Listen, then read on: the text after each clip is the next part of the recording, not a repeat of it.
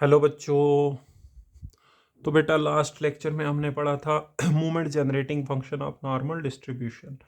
आज हम पढ़ने जा रहे हैं मूवमेंट्स ऑफ नॉर्मल डिस्ट्रीब्यूशन के बारे में। ठीक है, तो देखिए नॉर्मल डिस्ट्रीब्यूशन में देखो जो मूवमेंट्स अबाउट मीन होते हैं उनके बारे में आज हम पढ़ेंगे। तो यहाँ पहला पॉइंट लिखा है, in normal distribution show that all odd movements about the mean mu vanishes। तो जितने भी odd movement होते हैं मतलब mu1 mu3 mu5 mu7 with respect to the mean mu उनकी वैल्यू जीरो होती है। And all even movements about the mean mu are given by. और जो इवन मूवमेंट्स होते हैं मतलब mu2 mu4 mu6 उनकी वैल्यू आपको इस रिलेशन से देनी है। ठीक है, एक्चुअली ये क्वेश्चन मैंने पहले स्टार्ट करा हुआ था, वीडियो बनाना स्टार्ट करा हुआ था, तो मुझे अपना फ़ोन जो है फ्लाइट मोड पे रखना भूल गया था, बीच में कॉल आ गया तो वीडियो कट हो गया था, इसीलिए मैंने ये पहले से ही इतना लिखा हुआ था। ठीक है, तो देखिए अभी सबसे पहले हम इवन आर्डर मूवमेंट्स निकालने जा रहे हैं। ठीक है, तो देखिए जो भी इवन आर्डर मूवमेंट्स होते हैं हम उनको ऐसे डिनोट करेंगे μ2n। ठीक है, और आपने पढ़ा था आरथ मूवमेंट अबाउट मीन की definition expected value of x minus mu raise to power r। तो यहाँ 2nth मूवमेंट निकालेंगे, expected value of x minus mu raise to power 2n। और देखिए यहाँ पर क्या है कि हमारा रैंडम वेरिएबल कॉन्टिन्यूअस होता है नॉर्मल डिस्ट्रीब्यूशन के केस में, तो आपको एक्सपेक्टेशन इंटीग्रेशन करके निकालना पड़ेगा। Integration minus infinity to plus infinity x minus mu, इस बड़े एक्स की जगह छोटा एक्स लगेगा value into F of X. और आपको पता है नॉर्मल डिस्ट्रीब्यूशन के केस में एफ ऑफ एक्स होता है 1/σ√2π ई raise to power -1/2 x minus mu by sigma का whole square D x. Okay students, so देखिए ये हम निकाल रहे हैं even order movements about the mean mu. अब देखिए यहाँ पे हम क्या करेंगे, 1/σ√2π ये कांस्टेंट है, इसको हम बाहर निकाल देंगे। ठीक है, और ये x minus mu by sigma उसको कुछ पुट कर देंगे। ठीक है, तो चलिए करते हैं, 1/σ√2π बाहर निकालते हैं और फिर यहाँ पे बचेगा μ2n is equal to 1/σ√2π integration of minus infinity to plus infinity x minus mu की power 2n E raise to power -1/2 x minus mu by sigma का whole square into D X. अब हमें इस इंटीग्रल को solve करना है, तो ये जो x minus mu by sigma का होल स्क्वेयर है इसको कुछ पुट करना पड़ेगा। ठीक है, फिर ही जाके ये इंटीग्रल सॉल्व होगा।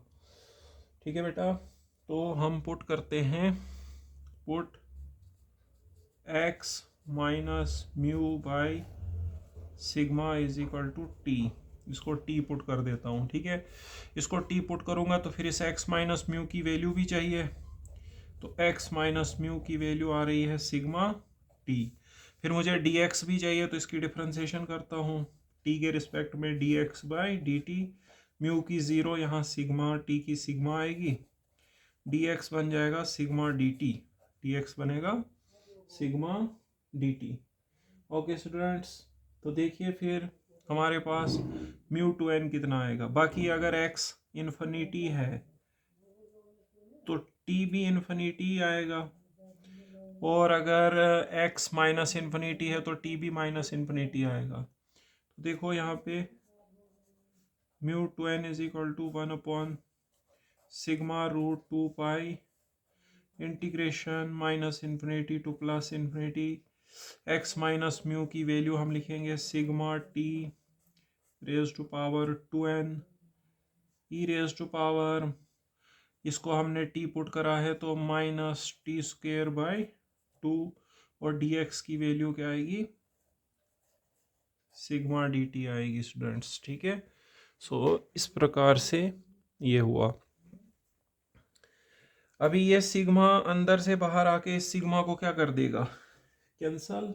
ठीक है, या ये वाला सिग्मा आप निकालिए, सिग्मा की पावर 2n बाहर निकालिए। ठीक है।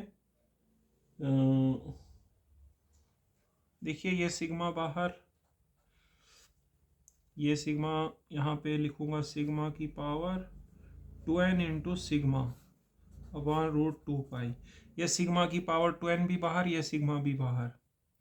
Integration minus infinity to plus infinity T की पावर 2n ई की power minus T square by 2 dt।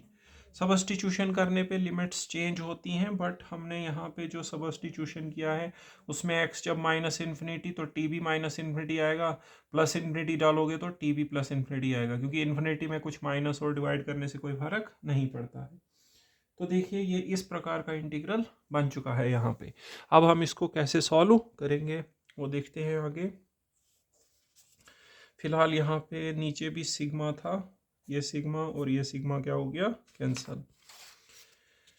तो देखिए हमारे पास म्यू 2n क्या आ रहा है, म्यू 2n आ रहा है सिग्मा की power 2n upon root 2 pi, ठीक है।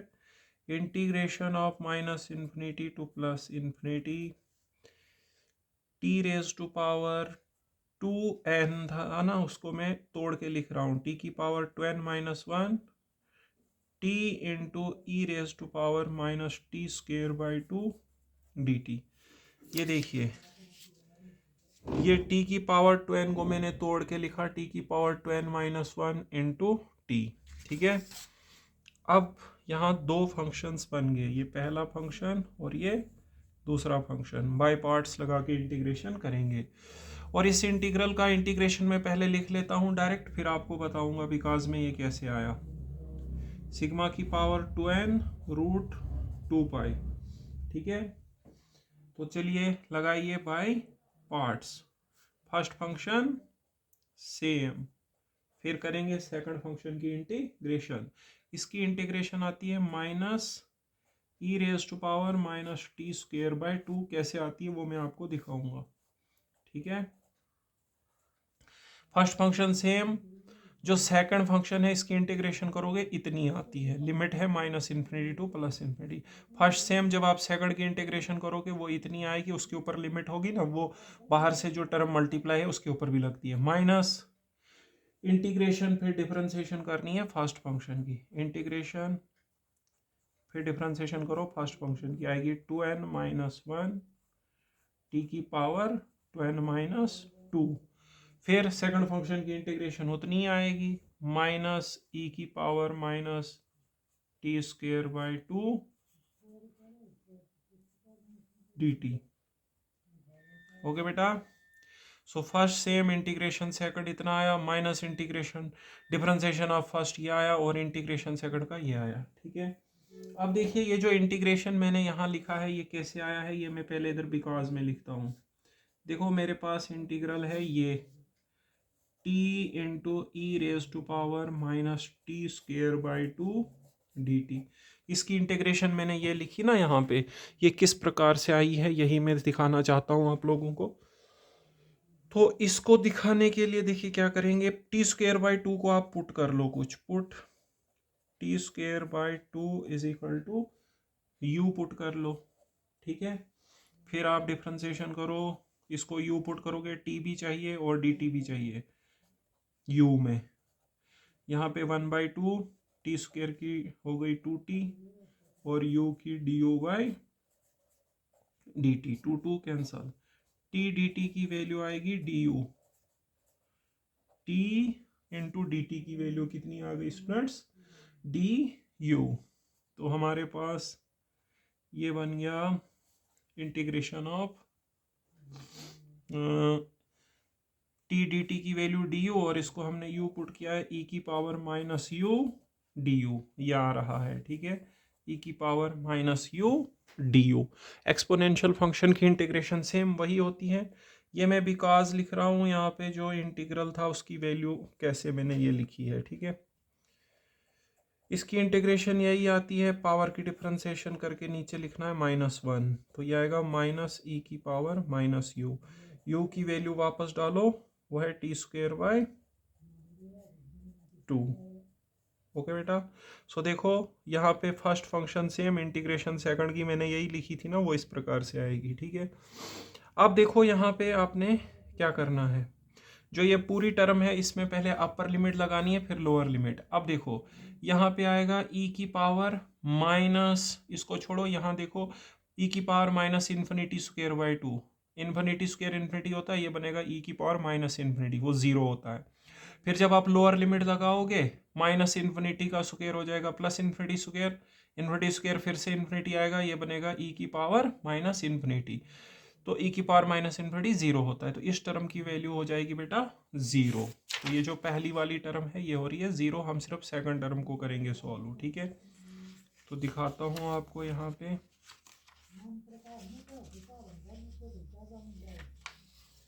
म्यू टू एन आएगा हमारे पास sigma two N upon root two pi, sigma two N upon root two pi. जो पहली टर्म है वो हो गई पूरी की पूरी जीरो, minus minus plus, two N minus one निकाल देंगे बाहर कांस्टेंट, और यहाँ पे बचेगा integration minus infinity to plus infinity, integration minus infinity to plus infinity, T की power two N minus to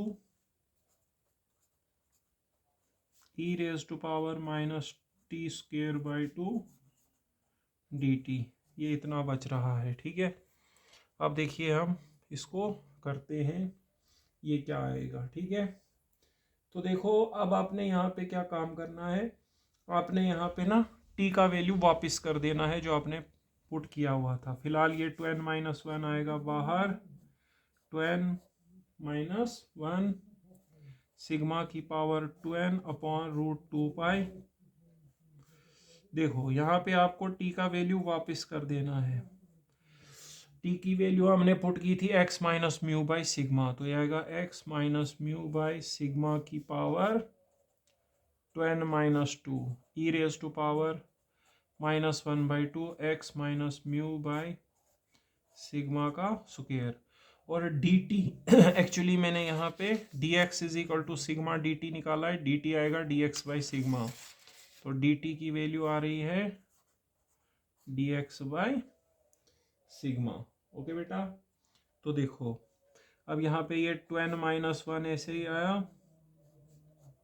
ठीक है, सिग्मा की पावर यहाँ पे है टू एन, अब अंदर से जो है वो भी बाहर निकालनी है हमको।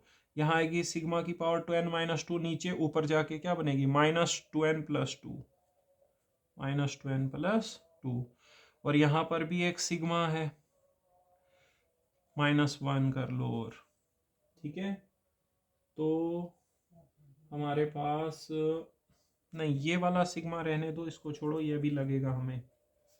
ये देखिए यह आया हमारे पास x माइनस म्यू की पावर यहाँ पे टू एन माइनस टू, ये जो सिग्मा इधर ही रखो, रूट टू पाई को अंदर ले जाओ, one upon sigma root two pi E raise to power minus one by two X minus mu by sigma का whole square D x. Okay students, यहाँ टू एन हो गया कैंसल। सो ये आया two N minus one into sigma square. ये देखिए X minus mu raised power R into F of x की जैसी शेप है ना, और आर की जगह टू एन माइनस टू है, तो ये two N minus twelfth moment आएगा, तो म्यू टू एन आया two N minus one sigma square mu two N minus two. तो यही रिलेशन आपको प्रूव करनी थी कि जो even order movements about mean होते हैं in case of normal distribution वो इसी तरीके से निकलते हैं। ठीक है, एक्चुअली यहाँ पर ये क्या हुआ, सिग्मा की पावर टू एन थी, और यहाँ भी आएगा वन बाई सिग्मा की power two N minus two, इस सिग्मा को भी ये पावर है ना, वो जब ऊपर जाएगा तो टू एन माइनस हो जाएगा और टू क्या हो जाएगा प्लस हो जाएगा, और bases are same powers are added वाला रूल लगाना है। ठीक है, तो अब आप चाहो तो थोड़े से मोमेंट्स भी निकाल सकते हो, जैसे n की वैल्यू वन पुट करो, put n is equal to one, तो म्यू टू निकलेगा, mu two is equal to two minus one one होता है, वन इंटू सिग्मा स्क्वायर, और यहाँ पे mu two minus two mu zero आएगा, म्यू ज़ीरो की वैल्यू वन होती है, सो ये आया sigma square. So mu two निकला बेटा सिग्मा स्क्वायर के बराबर। ओके स्टूडेंट्स, इसी तरीके से आप n की वैल्यू इसमें 2 डालो तो आपका म्यू 4 निकलेगा। ठीक है, put n is equal to 2, n 2 डालोगे तो क्या आएगा mu 4। Mu 4 is equal to 2 2 जार 4 minus 1 3 sigma square mu 4 minus 2 mu 2। So mu 4 की वैल्यू आ गई 3 sigma square into mu 2। Mu 2 हमारा है सिग्मा स्क्वायर, तो म्यू 4 की वैल्यू आएगी 3 times sigma 4, 3 times sigma 4। Okay students, तो मैंने बताया था कि जो इवन आर्डर मूवमेंट्स होंगे वो इस रिलेशन से निकलेंगे। अब देखो ऑड आर्डर मूवमेंट्स निकालेंगे हम। ठीक है, और उनकी वैल्यू दिखानी है वो 0 हो जाती है। ठीक है, तो हम लिखेंगे जो odd order movements about mean है उनको दिखाएंगे वो 0 होते हैं। ठीक है, the odd order movements about the mean mu are given by, तो ऑड आर्डर मूवमेंट्स जो हैं उनको निकालने के लिए ये फार्मूला है म्यू 2 n प्लस 1। ठीक है, is equal to e of x minus mu raise to power 2 n plus 1।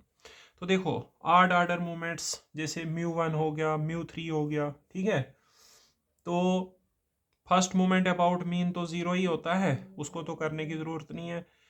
तो थर्ड मूवमेंट फिफ्थ मूवमेंट वो ऐसे निकालना। अगर थर्ड मूवमेंट आपको निकालना है तो n1 डालो बनेगा म्यू 3। ठीक है, ये कैसे आया, आरथ मूवमेंट होता है expectation of x minus mu raised to power r, तो 2n प्लस 1th मूवमेंट जब निकालना है तो यहाँ पे पावर में आएगा 2n प्लस 1। ठीक है, और एक्सपेक्टेशन आपको पता है कंटिन्यूअस के केस में इंटीग्रेशन करके निकालते हैं। ठीक है, तो ये हमारा जो केस है नॉर्मल वाला ये कंटिन्यूअस होता है। x माइनस म्यू की power 2n plus 1 into F of X है 1 upon sigma root 2 pi E की power minus 1/2 x minus mu by sigma का whole square into D x. Okay students, अब आप क्या करिए 1/सिग्मा रूट 2 पाई बाहर है निकालिए, कॉन्स्टेंट है एक्स माइनस म्यू की power 2n plus 1 E rest power minus 1/2 x minus mu by sigma का whole square D x. Okay बेटा, अब देखो अब हम x minus mu by sigma को कुछ पुट कर देते हैं, z वगैरह करते हैं। ठीक है, तभी जाके ये इंटीग्रल हल हो पाएगा ना। Put x minus mu by sigma is equal to z, यहाँ से x माइनस म्यू की वैल्यू आएगी सिग्मा z। dx निकालना चाहते हो तो डिफरेंशिएशन करो, dx by d z is equal to sigma, dx की वैल्यू आएगी sigma d z, sigma d z. देखिए फिर 2n प्लस 1th मूवमेंट क्या आएगा, mu 2n plus 1 is equal to 1 upon sigma root 2 पाई। बाकी लिमिट भी substitution पे change होती है, लेकिन यहाँ लिमिट माइनस इन्फिनिटी और प्लस इन्फिनिटी है ना, तो अगर वो आप x की जगह डालोगे तो z भी वैसे ही रहेगा, कोई दिक्कत नहीं होगा। तो ये आएगा integration minus infinity to plus infinity, x minus mu की जगह डालना है हमको सिग्मा जेड की power 2n plus 1 E raise to power minus, इसको z पुट करा हमने, z स्क्वायर बाई 2 हो जाएगा, dx की वैल्यू है सिग्मा dz। ठीक है, अभी देखो यहाँ पे सिग्मा की पावर 2n प्लस 1 कॉन्स्टेंट है तो बाहर, ये वाला सिग्मा भी बाहर, और यहाँ पे है sigma root 2 pi, sigma sigma cancel, integration minus infinity to plus infinity, z की power 2n plus 1 E raise to power minus Z square by 2 D Z. Okay बेटा, अब देखिए ये जो फंक्शन है ये ऑड ऑर्डर फंक्शन है। क्यों? आड फंक्शन है। आड फंक्शन होता है जिसमें अगर हम z को माइनस जेड से रिप्लेस करें तो उसकी वैल्यू नेगेटिव आनी चाहिए। तो देखो यहाँ z की पावर आड है, ठीक है। जब आप z को माइनस जेड से रिप्लेस करोगे तो माइनस जेड की पावर आड रखेंगे तो उसमें वो माइनस जेड की पावर 2n+1 आएगा। जैसे मान लो इसको 3 रखेंगे तो माइनस जेड का क्यूब कितना होता है, माइनस जेड क्यूब होता है ना। ये तो इवन है बट ये आड है, विद रिजल्ट ये पूरा फंक्शन आड हो जाएगा और इसकी वैल्यू 0 होगी प्रॉपर्टी की वजह से, तो ये सारा ही 0 हो जाएगा। ठीक है बेटा, तो हम यहाँ पे दिखाते हैं μ2n+1 कितना आया आपके पास। Therefore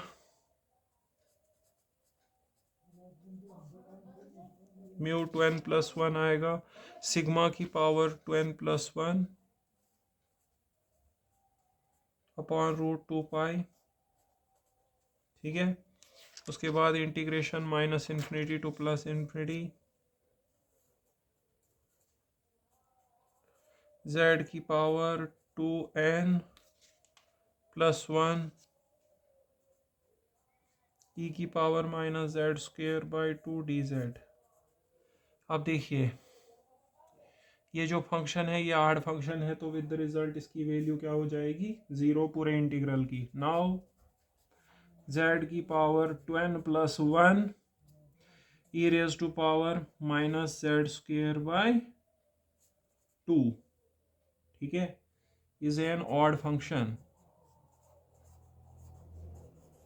is an odd function, therefore integration -∞ to +∞, z की पावर 2n+1 e की पावर -z²/2 dz इसकी हो जाएगा 0, क्योंकि हमारे पास -∞ टू +∞ f(x) और dx ये 0 होता है अगर f(x) ऑड फंक्शन होगा, if f(x) is odd function. Okay बेटा, तो जब ये 0 हो जाएगा तो मतलब μ2n+1 की वैल्यू क्या होगी बेटा, 0। Therefore μ2n+1 is equal to 0।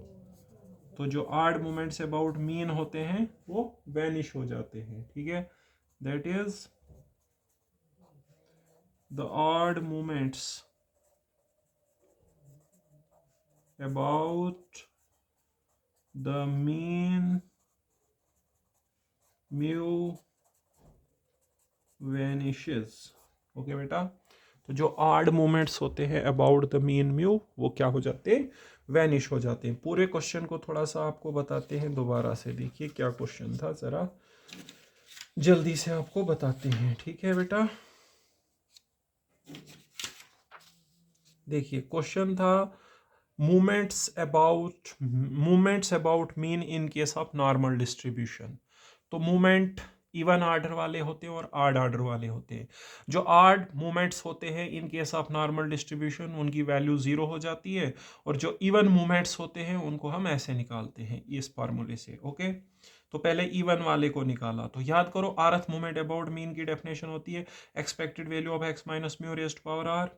तो जब आप μ2n निकालोगे तो यहाँ पे आएगा पावर में 2n, और फिर एक्सपेक्टेशन निकालते हैं x minus mu raised to power r into f(x), 1/σ√2π बाहर निकल गया। ठीक है, अब देखिए ये जो इंटीग्रल है इस इंटीग्रल को आपको सॉल्व करना पड़ेगा बाय सब्स्टिट्यूशन मेथड। इसको हम t पुट करेंगे, x माइनस म्यू की वैल्यू निकालेंगे, dx की वैल्यू निकालेंगे, लिमिट्स अनचेंज रहेंगी क्योंकि आप जब आप x इधर इन्फिनिटी या -∞ डालोगे तो t भी इन्फिनिटी और -∞ ही रहता है, क्योंकि उसमें कुछ माइनस या डिवाइड करने से कोई फर्क नहीं पड़ता है।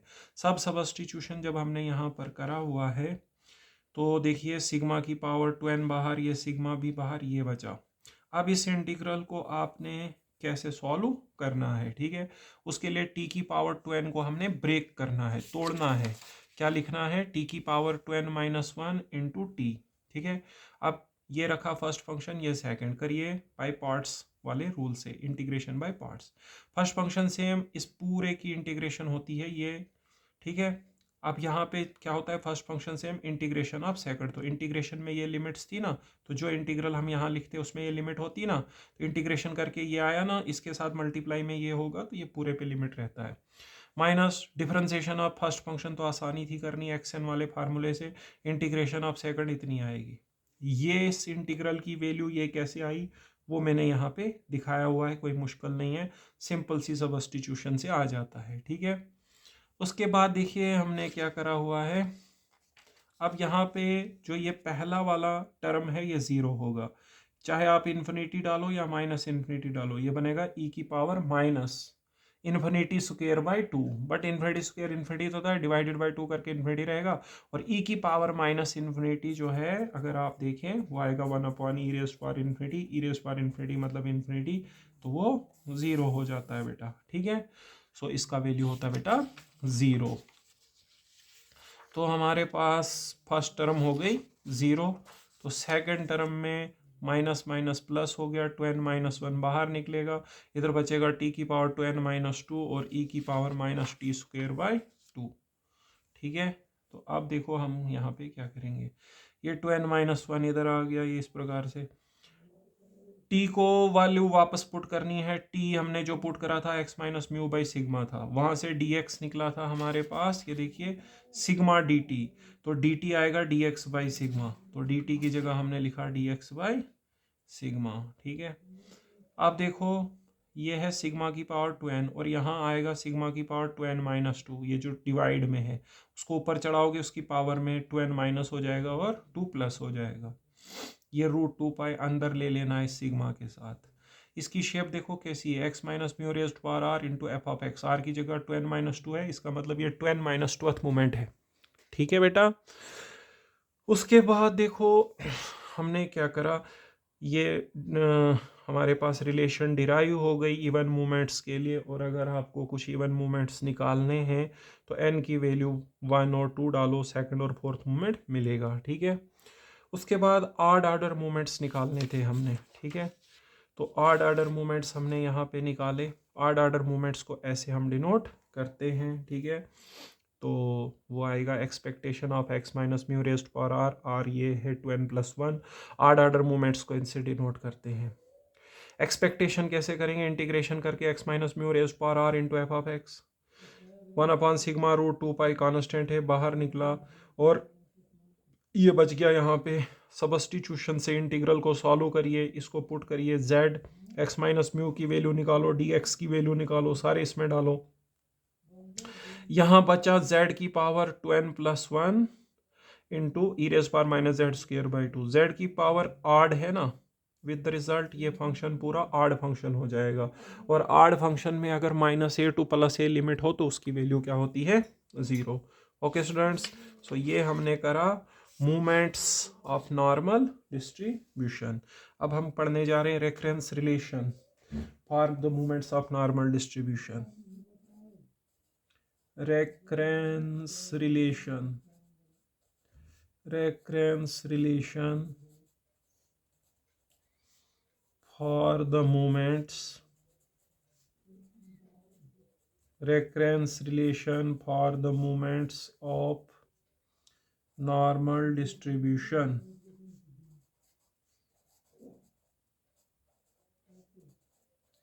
recurrence relation for the moments of normal distribution। Okay students, तो देखिए यहाँ पे आपको क्या प्रूव करना है, prove that mu 2n plus 2 is equal to sigma square mu 2n plus sigma square d mu 2n by d sigma, and hence find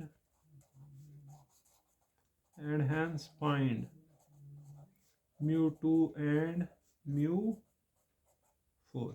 okay बेटा, तो देखिए यहाँ पर ये रिलेशन है जिसको हम बोलते हैं recurrence relation for the movements of normal distribution. ये रिलेशन आपको पता है नॉर्मल डिस्ट्रीब्यूशन के केस में सिर्फ इवन ऑर्डर मूवमेंट्स होते हैं, ऑड वाले तो ज़ीरो होते हैं, तो ये रिलेशन आपने डिराइव करनी है। आपको याद होगा जितने भी रेफरेंस रिलेशन मैंने डिराइव करे उनको कहाँ से स्टार्ट करते हैं, यहाँ से डेरिवेटिव वाली टर्म से। टू एनथ मोमेंट ले लो और उसकी डिफ्रेंसिएशन करो सिग्मा के रिस्पेक्ट में। तो म्यू टू एन हमारे पास होगा expected value of x minus mu raise to power two N, ठीक है।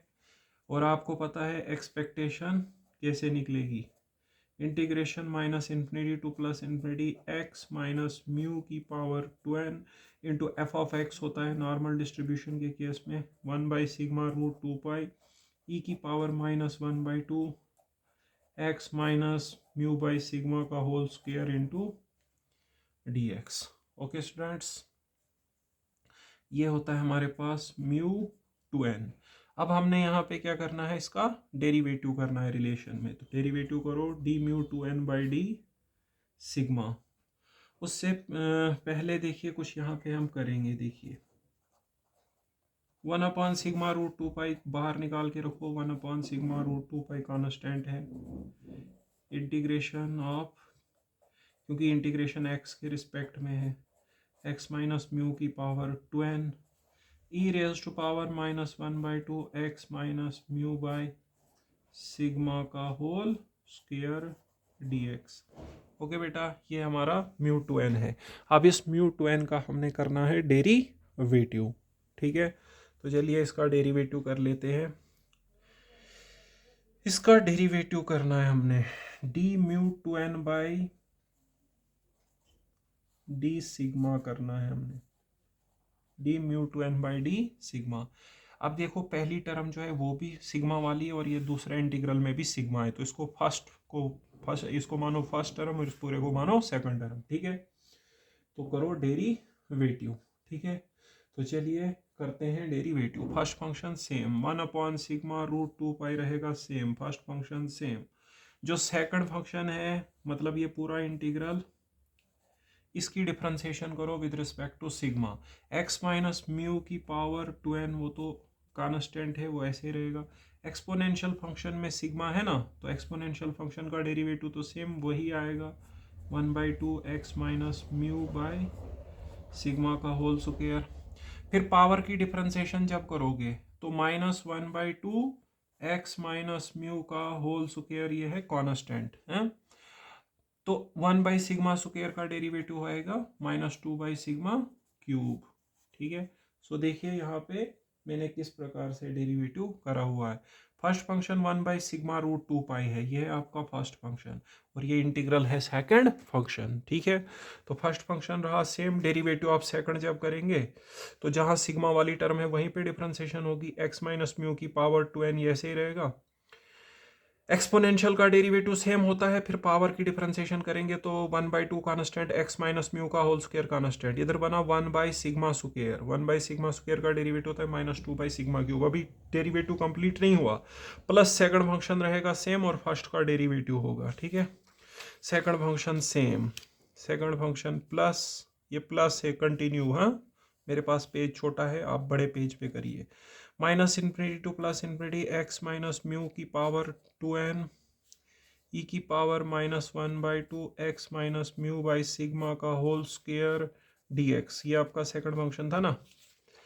तो फर्स्ट फंक्शन है 1/σ√2π, 1/√2π तो उसमें कांस्टेंट है, 1/σ का डेरिवेटिव -1/σ स्क्वायर, तो ये आएगा आगे second function same into derivative of first function करना है ना, तो डेरिवेटिव ऑफ फर्स्ट फंक्शन आएगा -1/σ²√2π, ये मल्टीप्लाई में है, ठीक है। सेकंड फंक्शन ये पूरा था, ये रहा सेम, और into derivative of first function इतना आया, ठीक है। चलिए अब हम दोबारा से लिख लेते हैं। अब यहाँ पर ये जो डेरिवेटिव हमने करा है इसमें ये 2 और ये 2 क्या हो जाएगा, कैंसल, माइनस माइनस हो जाएगा plus, x minus mu square और एक्स माइनस म्यू की पावर टू एन, ये हो जाएगा एक्स माइनस म्यू की पावर टू एन प्लस 2।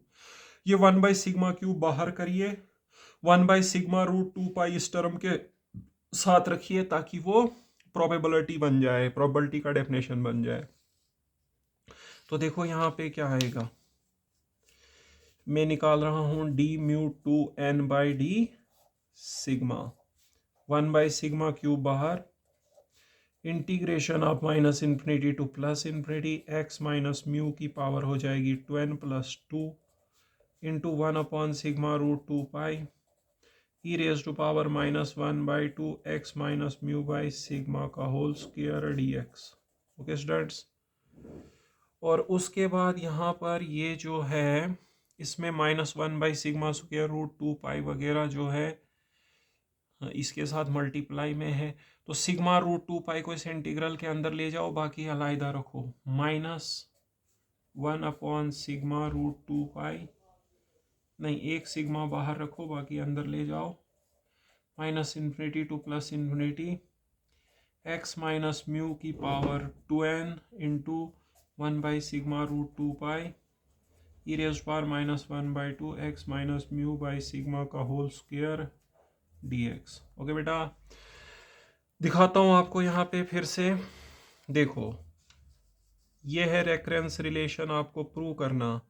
इसको आपने यहाँ डेरिवेटिव वाली टर्म से स्टार्ट करना है। जितने भी रेफरेंस रिलेशन वाले सवाल हैं मैंने यहीं से शुरू करे हैं। पहले म्यू 2n होगा expected value of x minus mu की पावर 2n, एक्सपेक्टेशन होता है x माइनस म्यू की power 2n into F of x 1/σ√2π बाहर। अब डेरिवेटिव करेंगे जब, तो इसको मानना है फर्स्ट फंक्शन और इस पूरे इंटीग्रल को second function. First function same, derivative of second. इसमें ये टर्म कांस्टेंट है, एक्सपोनेंशियल में सिग्मा है तो एक्सपोनेंशियल की डिफरेंशिएशन सेम होती है। फिर पावर की करिए, पावर में -1/2 एक्स माइनस म्यू का होल स्क्वायर कांस्टेंट, 1/σ² का डेरिवेटिव -2/σ³। देन ये पूरा इंटीग्रल सेकंड फंक्शन है, ये सेम रहेगा। फर्स्ट फंक्शन का डेरिवेटिव आएगा 1/σ का -1/σ², √2π उसमें भी क्या है कांस्टेंट।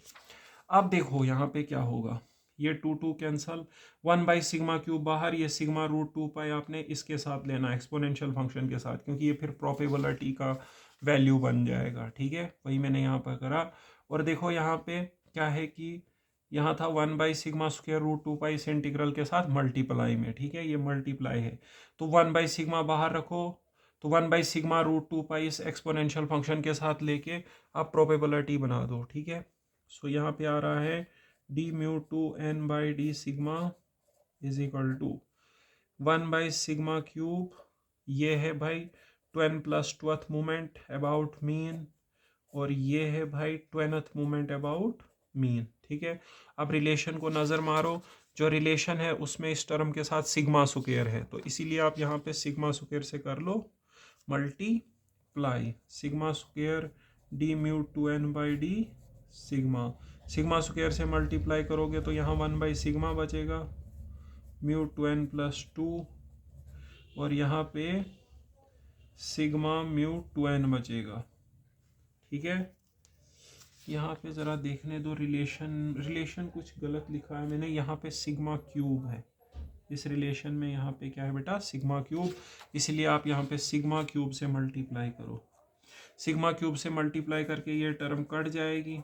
ठीक है, और यहाँ पे आएगा σ²। ठीक है, तो इस σ² वाली टर्म को इधर लाओ, σ³ d/μ2n/d plus σ²μ2n equals to μ2n +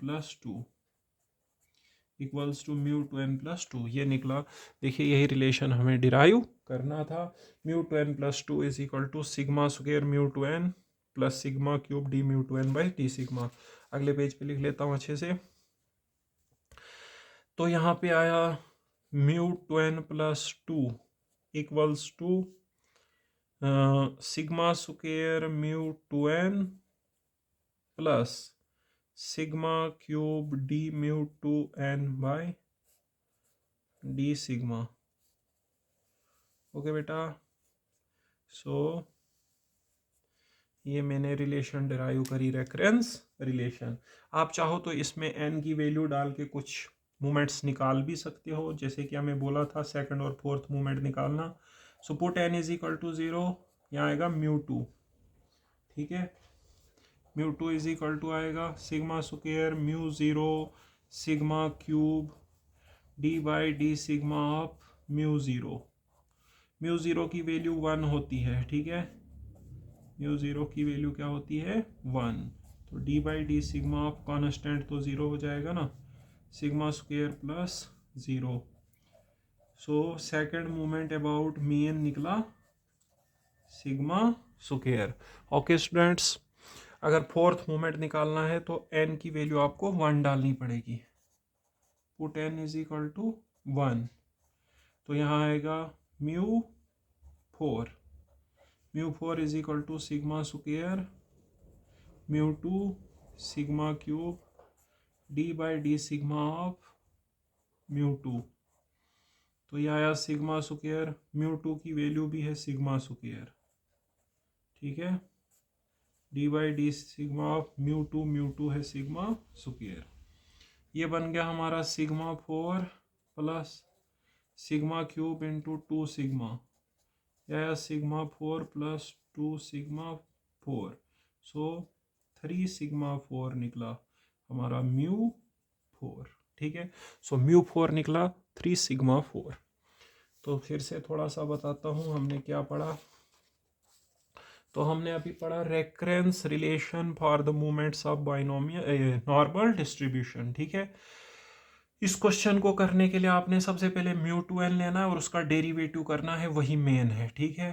तो उसके बाद डेरिवेटिव करने के बाद आपने डेरिवेटिव वाली टर्म के साथ सिग्मा क्यूब था तो सिग्मा क्यूब से करा मल्टीप्लाई। ओके स्टूडेंट्स, वहां से आपकी रिलेशन जो डिराइव करनी थी वो मिल गई, ठीक है।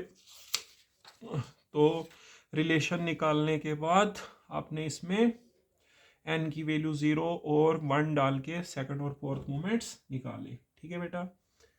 चलिए अब हम नेक्स्ट क्वेश्चन करते हैं। नेक्स्ट क्वेश्चन है हमारे पास mode of normal distribution. Mode of normal distribution, mode of normal distribution, mode of normal distribution. Mode जो है एक ऐसा पॉइंट होता है जहां पर फंक्शन की वैल्यू मैक्सिमम होती है, ठीक है। मतलब आपको वो वाला पॉइंट बताना है, वो वाली वैल्यू बतानी है रैंडम वेरिएबल की जहां पर प्रोबेबिलिटी फंक्शन की वैल्यू क्या होगी, मैक्सिमम। उस पॉइंट को बोलेंगे मोड। सबसे पहले जो प्रोबेबिलिटी फंक्शन होता है नॉर्मल डिस्ट्रीब्यूशन का बोलेंगे हम the probability density function, the probability density function of normal distribution, of normal distribution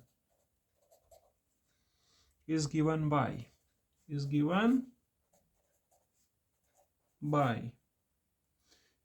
by f of x is equal to 1 upon sigma root 2 pi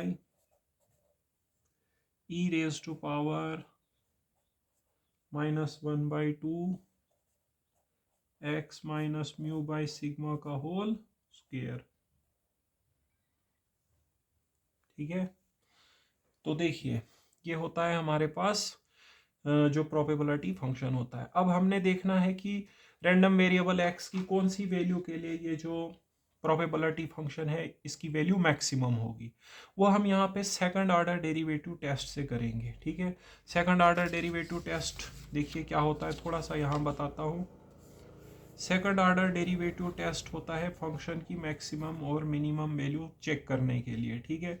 जो भी फंक्शन है आपने पहले उसका फर्स्ट ऑर्डर डेरिवेटिव और सेकंड ऑर्डर डेरिवेटिव निकालना है, फिर फर्स्ट ऑर्डर डेरिवेटिव को 0 से इक्वेट करना है।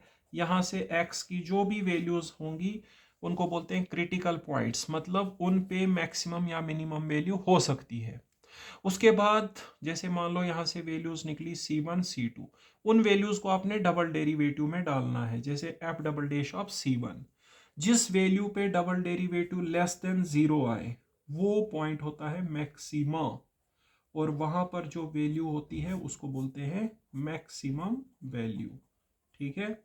तो हम यहाँ पर क्या करेंगे, पहले फंक्शन का फर्स्ट ऑर्डर डेरिवेटिव करेंगे, फिर सेकंड ऑर्डर डेरिवेटिव करेंगे। फर्स्ट ऑर्डर डेरिवेटिव को 0 से इक्वेट करके क्रिटिकल पॉइंट मिलेंगे। क्रिटिकल पॉइंट्स को किस में डालेंगे, डबल डेरिवेटिव में। जिस पॉइंट पे double derivative less than zero आएगा वो होगा मैक्सिमा, मतलब वहां पर फंक्शन की वैल्यू उस पॉइंट पे क्या है, मैक्सिमम। ठीक है, वहां पे फंक्शन की वैल्यू है मैक्सिमम, और ऐसा पॉइंट जहां फंक्शन की वैल्यू मैक्सिमम होती है वही मोड होता है ना। तो इस तरीके से हम मोड को निकालेंगे सेकंड ऑर्डर डेरिवेटिव टेस्ट से। ठीक है, तो चलिए देखते हैं। पहले आपको इसका फर्स्ट ऑर्डर डेरिवेटिव और सेकंड ऑर्डर डेरिवेटिव करना है। ठीक है, यहाँ पे मैं लॉग लगा रहा हूँ ताकि डिफरेंशिएशन करनी थोड़ी आसान रहे। Log of f of x is equal to log of 1/σ√2π E raise to power -1/2 x minus mu by sigma का होल स्क्वायर। ओके स्टूडेंट्स, अब लॉग m डॉट n होता है log of m plus log of n, so आएगा log of m plus log of n। ठीक है, log m dot n होता है log of m plus log of n। इधर log m by n का formula लगाओ, आएगा log of m minus log of m plus यहाँ log और एक्सपोनेंशियल कैंसिल हो गया, -1/2 x minus mu by sigma का होल स्क्वायर बच गया। लॉग 1 की वैल्यू होती है 0 माइनस लॉग ऑफ σ√2π बच गया यहाँ पे, log of σ√2π -1/2 x minus mu by sigma का होल स्क्वायर, या आया log of f of x। Actually मुझे यहाँ पे फंक्शन का फर्स्ट ऑर्डर डेरिवेटिव और सेकंड ऑर्डर डेरिवेटिव कैलकुलेट करना है, लेकिन कैलकुलेट करने से मैंने पहले लॉग लगाया ताकि इसका डिफरेंशिएशन करना थोड़ा आसान रहे। अब मैं डेरिवेटिव निकालता हूँ। ठीक है, तो अब मैं डिफरेंशिएशन करने जा रहा हूँ। Differentiating with respect to x, differentiating with respect to x on both sides we get, तो डिफरेंशिएशन करिए। log x की डिफरेंशिएशन होती है 1/x, log के साथ जो f ऑफ x है उसकी आएगी f डैश ऑफ x। यहाँ पे ये कांस्टेंट है, इसकी हो गई 0, 1/2 बाहर, सिग्मा स्क्वायर भी बाहर, x माइनस म्यू का होल स्क्वायर है उसका आएगा 2 टाइम्स x माइनस म्यू, क्योंकि आपको differentiation with respect to x करनी है ना। 2 क्या हो जाएगा, cancel, f dash of x upon f of x, यह आया मेरे पास minus of x minus mu by sigma square. Okay students, यह आया f dash of x upon f of x। यहाँ से मुझे f डैश ऑफ x मिल गया, therefore f dash of x आएगा minus of x minus mu by sigma square into f of x। ठीक है, अब हम दोबारा से इसकी डिफरेंशिएशन करते हैं, क्योंकि हमें फर्स्ट ऑर्डर डेरिवेटिव और सेकंड ऑर्डर डेरिवेटिव दोनों निकालने हैं। Again differentiating with respect to x we get, x के रिस्पेक्ट में करिए, यहाँ हो जाएगा f double dash of x। Okay, अब देखो फर्स्ट फंक्शन रख लो same, derivative of second function करो f dash of x, second function रहेगा सेम, ये माइनस बाहर ही रखो ऐसे।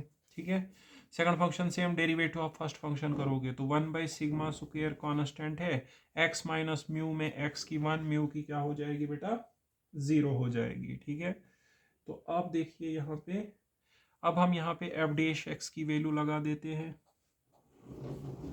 x minus mu by sigma square into f dash of x की वैल्यू है minus x minus mu by sigma square into f of x plus f of x divided by sigma square. ठीक है बेटा, तो देखिए यहाँ पे x minus mu का होल स्क्वायर हो गया और सिग्मा स्क्वायर का भी होल स्क्वायर हो जाएगा। तो चलिए हम करते हैं, यहाँ पे f double dash of x की वैल्यू आ जाएगी मेरे पास f double dash of x is equal to minus, ठीक है, एक्स, यहाँ पे भी अंदर से भी एक माइनस आ रहा है, x minus mu by sigma square का होल स्क्वायर हो रहा है इंटू एफ ऑफ एक्स, ठीक है, plus f of x by sigma square आ रहा है, plus f of x by sigma square आ रहा है। Okay students, f of x इसमें देखिए कॉमन निकलेगा, एफ ऑफ एक्स कॉमन निकालो और इस माइनस से अंदर ज़रब दे दो, एफ ऑफ एक्स कॉमन, तो जब इस माइनस से अंदर ज़रब दोगे ये टर्म क्या बनेगी, plus x minus mu by sigma square का होल स्क्वायर, ये टर्म बनेगी minus minus one by sigma square, ये निकला हमारा f double dash of x.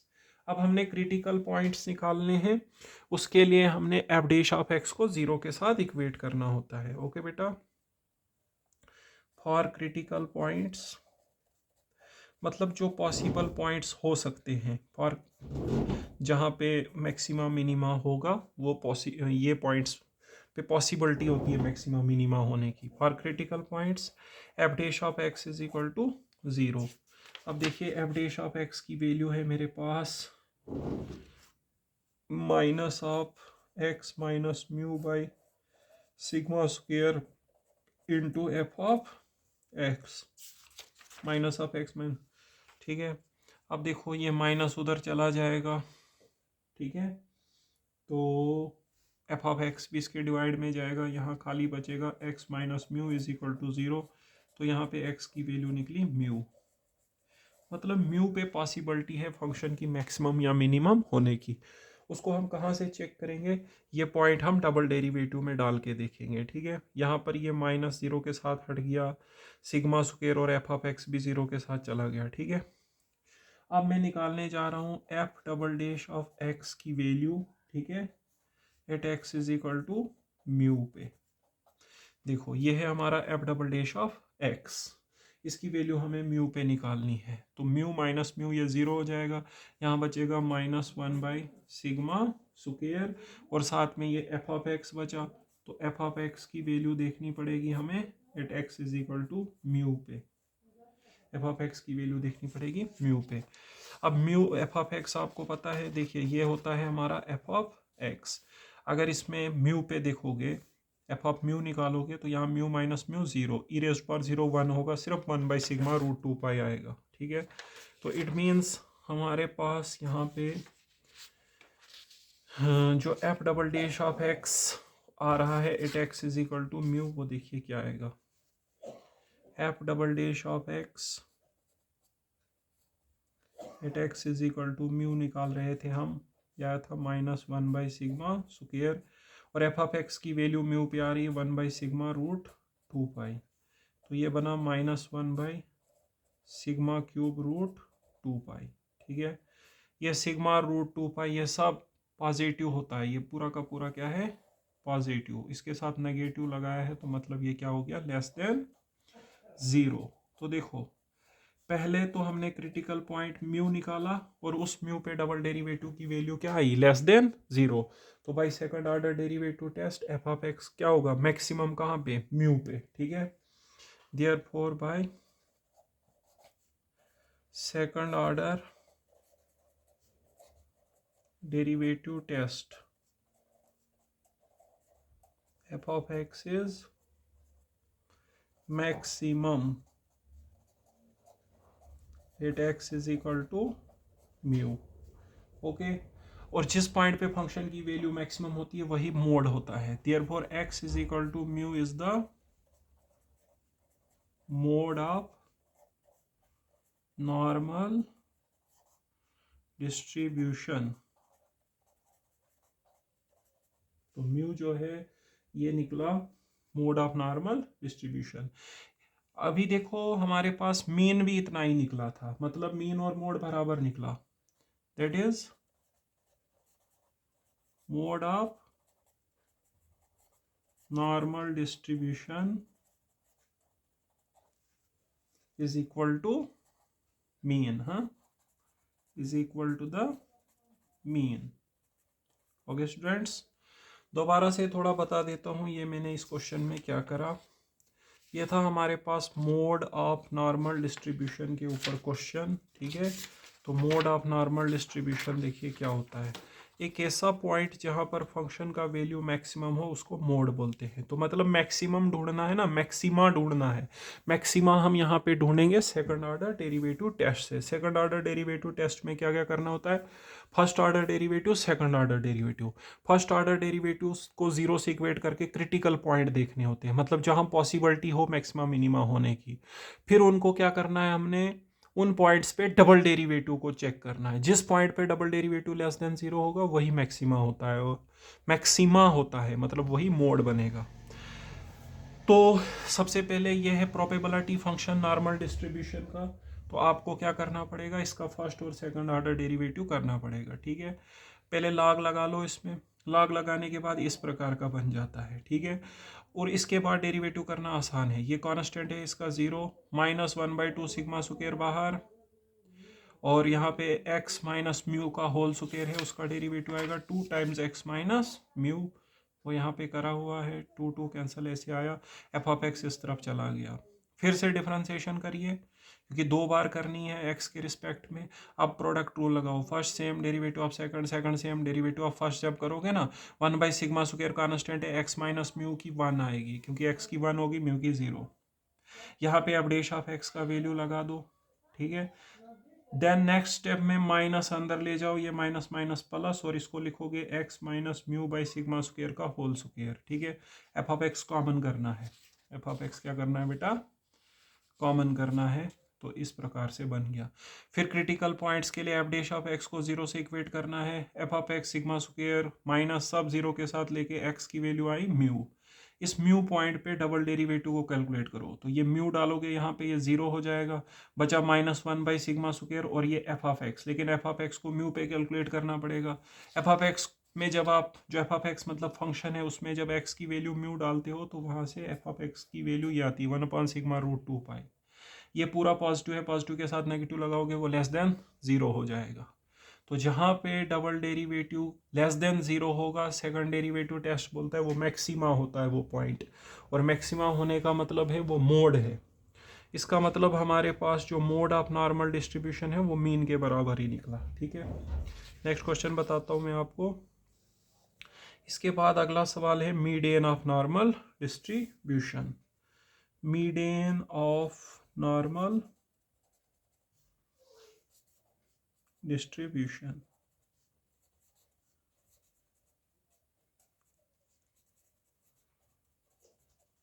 देखिए मीडियन जो है, आपने स्टेटिस्टिक्स में पढ़ा होगा, मीडियन क्या होता है, मिडल मोस्ट वैल्यू होती है। तो यहाँ पर मिडल मोस्ट वैल्यू होने का मतलब है उस पॉइंट तक जो प्रोबेबिलिटी आएगी वो हाफ आएगी, और उसके आगे भी प्रोबेबिलिटी हाफ आएगी। टोटल प्रोबेबिलिटी आपके पास क्या होता है कि नॉर्मल डिस्ट्रीब्यूशन में जो रैंडम वेरिएबल होता है वो कंटिन्यूअस होता है, -∞ से +∞ तक वो कुछ भी वैल्यू ले सकता है, ठीक है।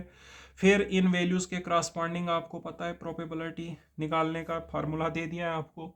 तो अगर आप -∞ से मीडियन तक जो इतनी भी प्रोबेबिलिटीज़ हैं उनका सम करोगे तो 1 आएगा, और मीडियन से आगे +∞ तक करोगे तो भी प्रोबेबिलिटी की कितनी निकलेगी, टोटल प्रोबेबिलिटी 1/2, ठीक है।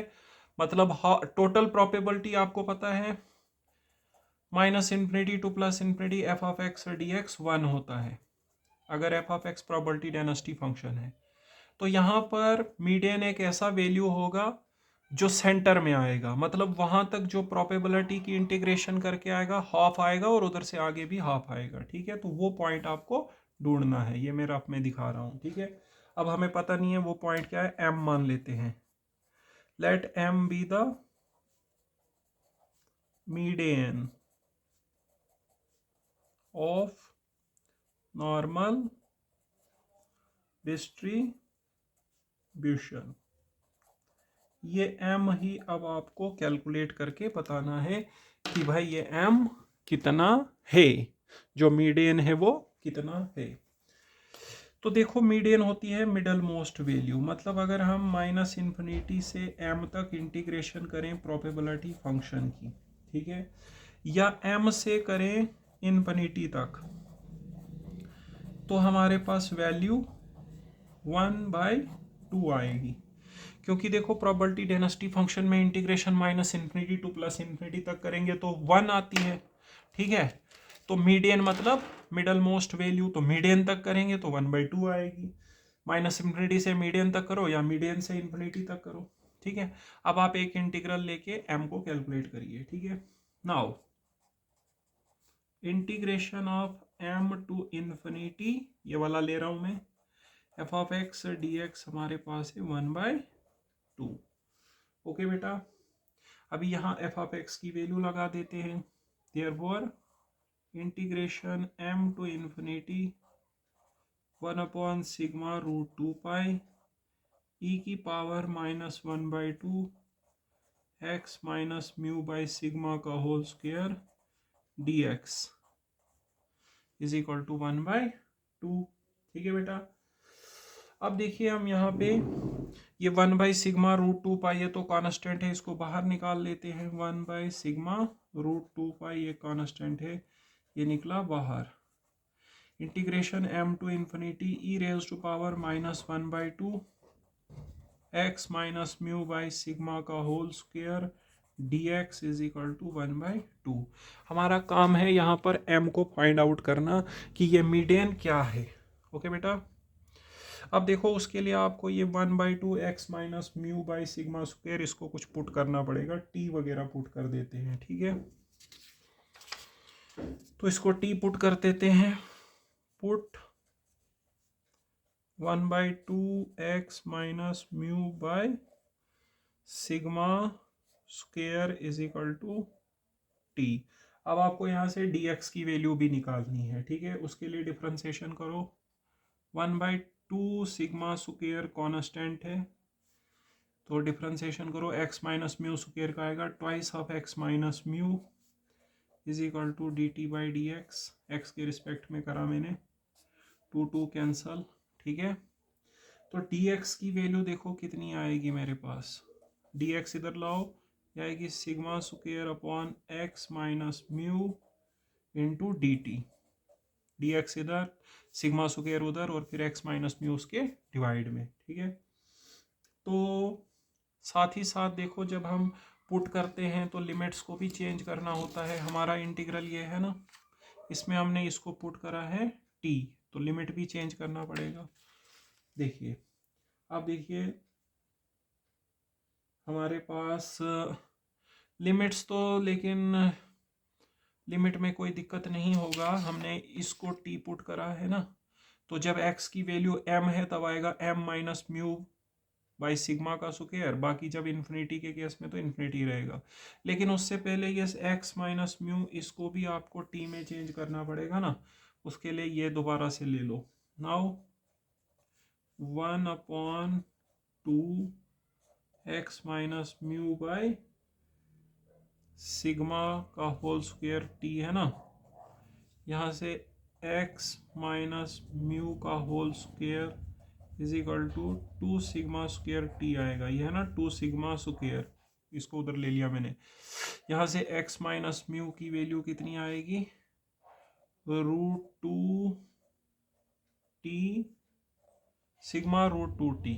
तो बस ये इसमें डालो, dx t में कन्वर्ट हो जाएगा। dx is equal to sigma square upon x minus mu था, x माइनस म्यू है सिग्मा √2 t, यहाँ पे है 2t dt, सिग्मा और स्क्वायर कैंसल, dx आएगा हमारे पास सिग्मा बाय √2t dt, ठीक है। अब आप उस इंटीग्रल को चेंज कर सकते हो, ठीक है।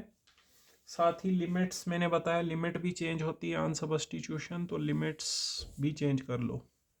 उसमें लिमिट थी ना m टू इन्फिनिटी, तो when x is equal to m, when x is equal to m then t आएगा 1/2 m minus mu by sigma का whole square. When x is equal to infinity then t भी infinity आएगा। क्योंकि जब आप इधर x infinity डालोगे, infinity में कुछ माइनस डिवाइड करोगे तो उसमें कोई फ़र्क नहीं पड़ता है, वो इन्फिनिटी ही रहता है। तो देखिए अब हमारा जो यहाँ पे इक्वेशन था वो क्या बनेगा। देखिए ये इक्वेशन था ना, इसमें हमने ये पुट करा ना t, तो m की जगह हमारे पास कुछ वैल्यू आई है, ठीक है। चलिए dx की भी कुछ वैल्यू है, लगाइए। तो हमारे पास आएगा therefore 1/σ√2π integration 1/2m minus mu by sigma का whole square into infinity e raise to power minus t, और dx की वैल्यू हमने निकाली है sigma by √2t dt is equal to 1/2। Okay students, अब देखो यहाँ पे सिग्मा बाहर आके सिग्मा को काट देगा, √2 क्या हो जाएगा 2, ठीक है ना। तो यहाँ पे बच गया 1/2 integration of 1/2m minus mu by sigma का whole square to infinity e की पावर माइनस टी, और इधर टी की पावर 1/2 है, वो ऊपर जाके -1/2 हो जाएगा। फिर ये 2 क्या हो जाएगा, कैंसल। देखो अगर आप इसको 0 रखोगे इसको, तो फिर यहाँ पे आएगा 0 टू इन्फिनिटी ई की power minus t raise to power -1/2 को आप 1/2 -1 भी लिख सकते हो इंटू टी। ये कब होगा, इफ जो ये लोअर लिमिट है, मतलब 1/2 m minus mu by sigma का स्क्वायर, अगर ये 0 के बराबर रखूंगा मैं, ठीक है बेटा। देखो एक्चुअली जब हमने सारी चीज़ें इसमें डाली ना उस इंटीग्रल में, तो इस प्रकार से आया, ये सिग्मा सिग्मा कैंसल, √2 हो गया, टी ऊपर जाके टी की पावर -1/2 हो गया। अब अगर आप ये लोअर लिमिट 0 रखोगे ना, फिर बनेगा 0 टू इन्फिनिटी ई की पावर माइनस टी, -1/2 को आप 1/2 -1 लिख सकते हो। लेकिन ये तभी आएगा जब ये जो लोअर लिमिट है इसकी वैल्यू क्या होगी, 0। अब देखो ये है गामा फंक्शन ऑफ 1/2, क्योंकि गामा फंक्शन की डेफिनेशन होती है इंटीग्रेशन 0 टू इन्फिनिटी ई की पावर -x की power l-1 dx, gamma l की जगह 1/2 है, ठीक है। तो हम लिखेंगे therefore gamma function of 1/2 is equal to 1/2। यहाँ पे कुछ पाई वगैरह भी होगा, 2 तो कैंसिल हो चुका था। देखिए एक मिनट ज़रा देखो, यहाँ पे रूट पाई था, 2 कैंसिल होने के बाद ये √2 हुआ था, और यहाँ पे रूट पाई भी था, और इस स्टेप में यहाँ 2 नहीं बचेगा क्योंकि वो कैंसिल हो गया, ये रूट पाई बचेगा, ठीक है। So this is equal to root pi if, अभी यहाँ पे हमने लिखा था 1/2 m माइनस म्यू का square upon sigma is equal to 0, ठीक है। तो देखो 2 सिग्मा 0 के साथ चला जाएगा, स्क्वायर भी 0 के साथ चला जाएगा, तो हम सीधे लिखेंगे if m minus mu is equal to 0, that is root pi is equal to root pi if m is equal to mu. तो देखो यहाँ रूट पाई के बराबर निकला अगर m की वैल्यू क्या है, म्यू, मतलब मीन के बराबर है, क्योंकि ये तो ट्रू स्टेटमेंट निकला ना। अगर ये रॉन्ग निकलता फिर m म्यू के बराबर नहीं हो सकता था, लेकिन यहाँ पे क्या निकला, m is equal to mu, कब, root pi is equal to root pi if m is equal to mu. ये तो ट्रू स्टेटमेंट है ना, which is true, therefore the median of normal distribution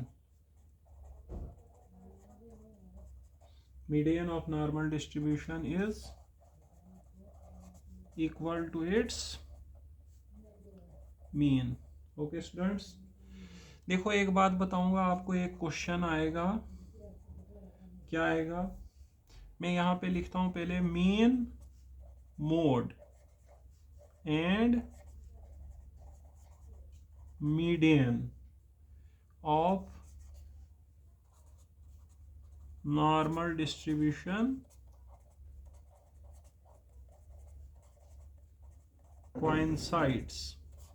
देखिए जो मीन, मीडियन और mode होता है नॉर्मल डिस्ट्रीब्यूशन का, वो कोइंसाइड करता है, क्योंकि जित मीन भी म्यू निकला, मोड भी म्यू निकला और मीडियन भी म्यू निकला, ठीक है, क्योंकि मीडियन की वैल्यू म्यू के बराबर निकली ना यहाँ पे। तो आपको क्वेश्चन आएगा, show that mean, mode and median of normal distribution coincides. क्या क्वेश्चन आएगा? शो दैट, कभी कभी आता है इस प्रकार से, show that mean, mode and median of normal distribution coincides. Okay students, तो देखो ये ना हमारे पास इस प्रकार से क्वेश्चन आता है। उसमें आपने क्या करना है, मीन भी निकालना है, मोड भी निकालना है और मीडियन भी निकालना है। तीनों म्यू के बराबर आएंगे तो बोलेंगे हम mean, median and mode of normal distribution coincides. मैं फिर से ज़रा मीडियन के बारे में आपको बताता हूँ। देखो मीडियन होती है मिडल मोस्ट वैल्यू। आपको पता है प्रोबेबिलिटी डेंसिटी फंक्शन की इंटीग्रेशन -∞ टू +∞ करके 1 आता है। तो अगर m मीडियन होगा तो -∞ से m या m से ∞ करेंगे तो कितना आना चाहिए वैल्यू? 1/2 आना चाहिए। m एक्चुअली मीडियन हमने माना हुआ है। अब इसको 1/2 के बराबर लेके एफ ऑफ एक्स की वैल्यू यहाँ हमने डाली, 1/σ√2π निकला बाहर। अब देखिए ये 1/2 x minus mu by sigma का होल स्क्वायर जो है, इसको हम t वगैरह कुछ पुट कर रहे हैं पूरे को, ठीक है। जब आप इस पूरे को t पुट करोगे, dx की वैल्यू भी t में चाहिए आपको, ठीक है, तो वो मैंने यहाँ पे करा हुआ है। इसको t पुट करके dx निकाला, लेकिन dx में ये x में निकला ना, इसको t में कैसे चेंज करूँगा? फिर से ये रिलेशन ली और यहाँ से मैंने dx की वैल्यू t में देखो कितनी निकाली, σ/√2t dt निकाली, ठीक है। ये नहीं, एक्चुअली मैंने ये रिलेशन फिर से ली थी, वहाँ से मैंने x माइनस म्यू की वैल्यू निकाली हुई थी, ठीक है, और वो x माइनस म्यू की वैल्यू इसमें मैंने डाल के dx की वैल्यू t में कितनी बनाई, σ/√2t dt। उसके बाद लिमिट्स भी चेंज करनी होती है। जब x की वैल्यू m होगी तो इसमें x की जगह m लगेगा तो आएगा t आएगा 1/2 m minus mu by sigma का होल स्क्वायर, ठीक है। ये m है, ये क्या है बेटा? m, और ये x है।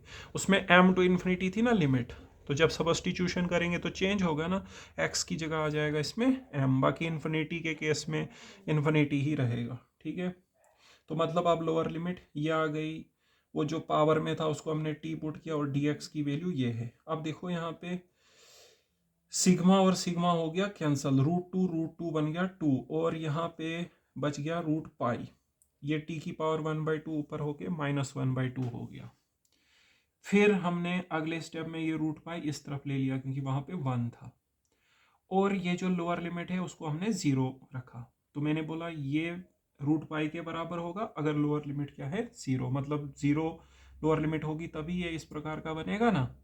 और यहाँ पे -1/2 को मैंने लिखा 1/2 - 1, ये एक्चुअली गामा फंक्शन है 1/2 का। तो गामा फंक्शन ऑफ 1/2 √π है if m minus mu is equal to 0।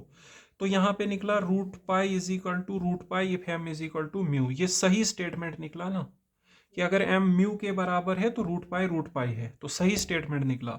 जब ये सही निकला उस समय हमारा मीडियन कितना है, m is equal to mu.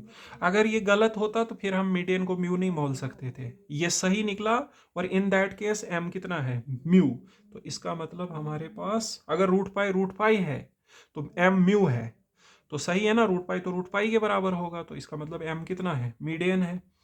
m कितना है, म्यू के बराबर है, मतलब मीन के बराबर है। तो जो मीडियन निकला नॉर्मल डिस्ट्रीब्यूशन का वो किसके बराबर निकला, मीन के बराबर।